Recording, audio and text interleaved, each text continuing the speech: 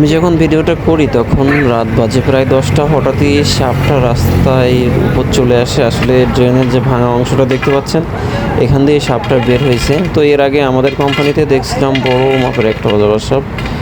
আর সাপটি আসলে বিষাক্ত না, এটি অজগর সাপের একটি বাচ্চা হবে। আমি যখন কাছ থেকে দেখলাম তখন বুঝলাম।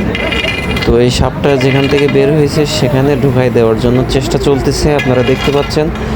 আর এই ডান পাশে অনেকগুলো গাড়ি কিন্তু মানে রোডটা পুরো ব্লক করে দেওয়া হয়েছে একটা সাপের জন্য। আমাদের দেশে হলে এতক্ষণ মনে হয় সাপটিকে পিটিয়ে হত্যা করে ফেলতো। তো যাই হোক, এই জিনিসটা দেখে আমার অনেক ভালো লাগলো যে একটা সাপ না মেরে আবার যেখান থেকে আসছে সেখানে দেওয়ার চেষ্টা করতেছে। ভাইটি আসলে এদেশের একজন লোকাল, এদেশেরই মানুষ।